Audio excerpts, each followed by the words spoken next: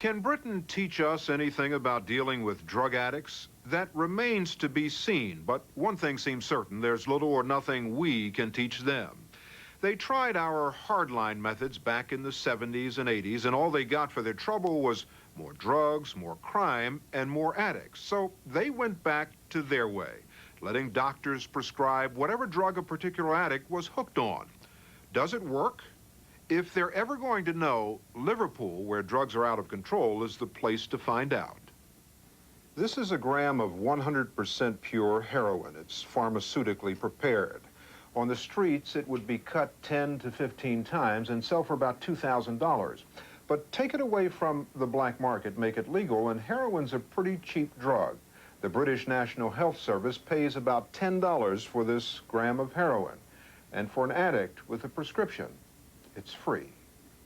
In Britain, doctors who hold a special license from the government are allowed to prescribe hard drugs to addicts. Dr. John Marks, a psychiatrist who runs an addiction clinic just outside Liverpool, has been prescribing heroin for years. If their drug taker is determined to continue their drug use, treating them is an expensive waste of time. And really the choice that I'm being offered and society is being offered is drugs from the clinic or drugs from the mafia. To get drugs from the clinic rather than from the mafia, addicts have to take a urine test to prove they're taking the drugs they say they are. And unlike most other addiction clinics where you have to say you want to kick the habit before they'll take you in, addicts here have to convince Dr. Marks, a nurse, and a social worker that they intend to stay on drugs come what may. But doesn't Dr. Marks try to cure people? Cure people? No. Nobody can. Regardless of whether you stick them in prison, put them in mental hospitals and give them electric shocks. We've done all these things. Put them in a nice rehab centre away in the country. Give them a social worker, pat them on the head. Give them drugs. Give them no drugs. Doesn't matter what you do. 5% per annum, 1 in 20 per year, get off spontaneously.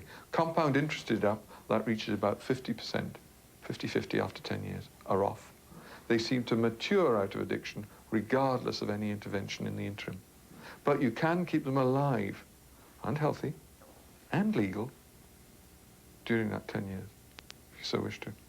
By giving them drugs? It doesn't get them off drugs. It doesn't prolong their addiction either. But it stops them offending, it keeps them healthy, and it keeps them alive. That's exactly what happened to Julia Scott. Although she doesn't look it, Julia is a heroin addict. For the last 3 years, the heroin she injects every day comes through a prescription.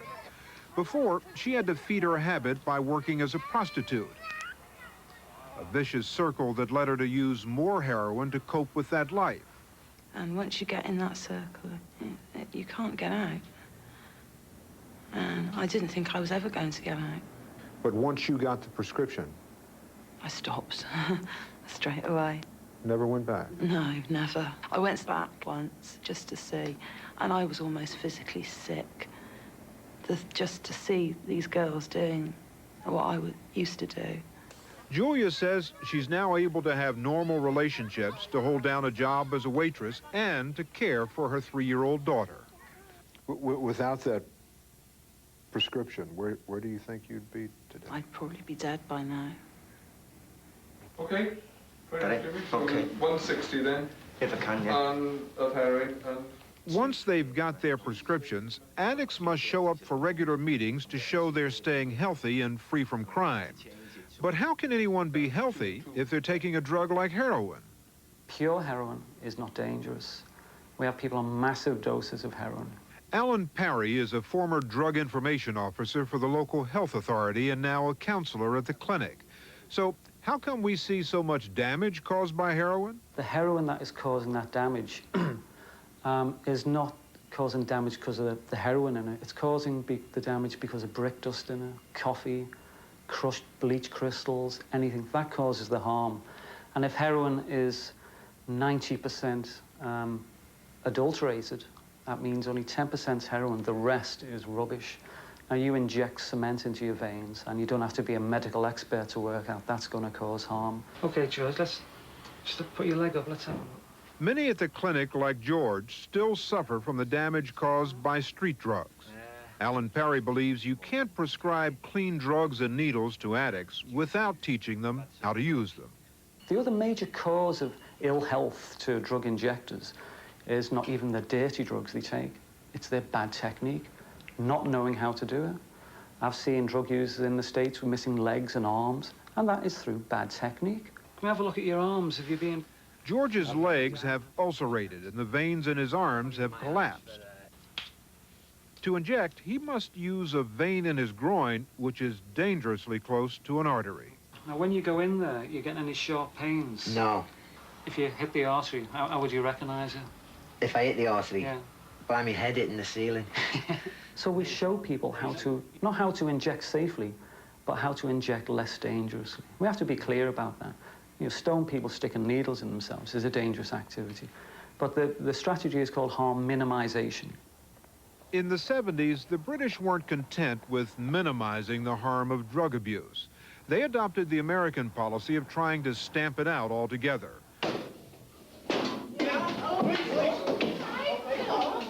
Prescription drugs were no longer widely available, and addicts who couldn't kick the habit had to find illegal sources. The result? By the end of the 80s, drug addiction in Britain had tripled. In Liverpool, there was so much heroin around, it was known as Smack City. And then came a greater threat. More than anything else, it's been the threat of AIDS that has persuaded the British to return to their old policy of maintaining addicts on their drug of choice. In New York, it's estimated that more than half of those who inject drugs have contracted the AIDS virus through swapping contaminated needles. Here in Liverpool, the comparable number, the number of known addicts infected, is less than 1%. In an effort to get addicts away from injecting, Liverpool pharmacist Jeremy Clitheroe has developed what he calls heroin reefers. They're regular cigarettes with heroin in them.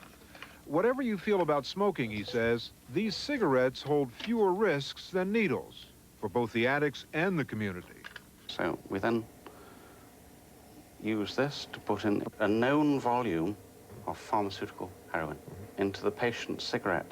And there we are, one heroin reefer containing exactly 60 milligrams of pharmaceutical heroin.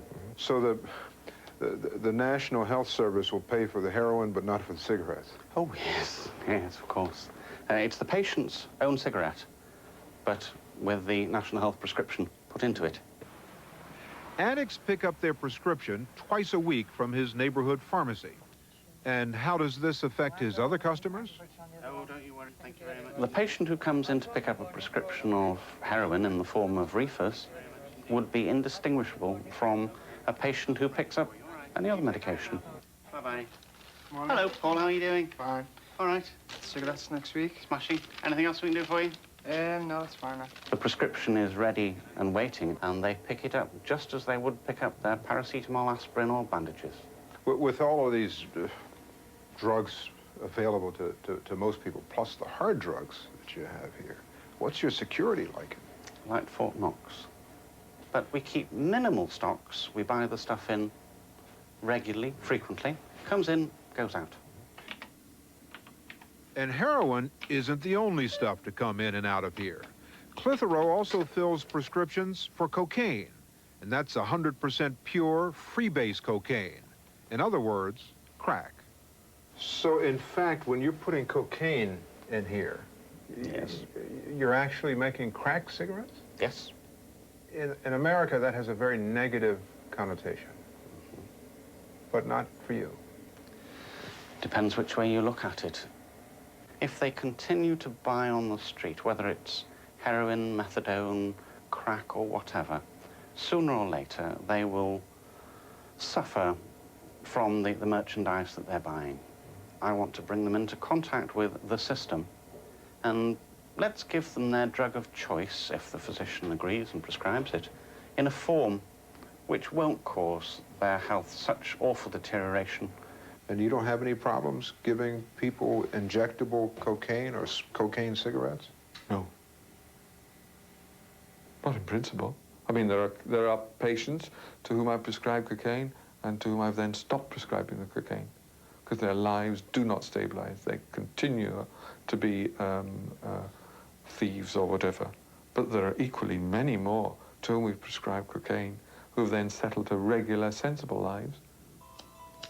Mike Lithgow is one of those who has settled into a regular, sensible life on cocaine. He has a prescription from Dr. Marks for both the cocaine spray and the cocaine cigarettes. Before he got that prescription, the cocaine he bought on the street cost him $1,000 a week, which at first he managed to take from his own business. But it wasn't long before it cost him much more than that. So you lost your business? Yeah. You lost your wife? Yeah. You lost the kids? Yeah. And the house? Yeah. But you kept going after the cocaine? Yeah. That's what addiction is. That's the very nature of addiction, is the fact that one is virtually chemically and physically forced to continue that way. Now, after 2 years of controlled use on prescription cocaine, Mike has voluntarily reduced his dose.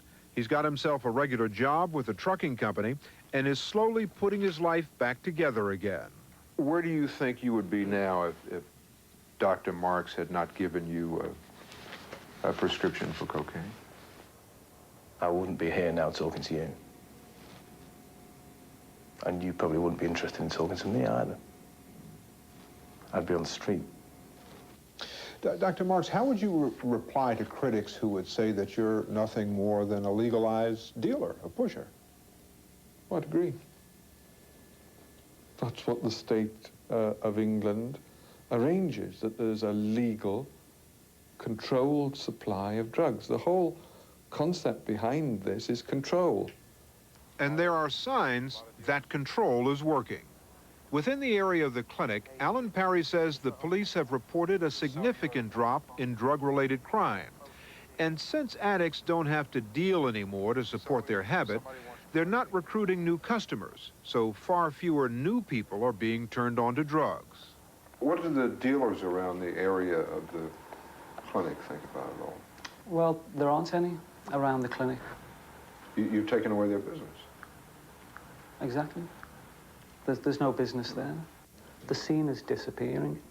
So if you want to get rid of your drug problem, which presumably all societies do, there are ways of doing it, but you have to counter your own moral and political prejudice.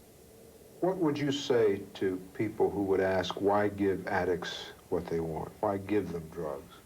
So they can live, so they have a chance to live like everyone else does. No one would hesitate to give other sorts of maintaining drugs to diabetics. Diabetics have insulin. In my mind, it's no different. It's the same. I need heroin to live.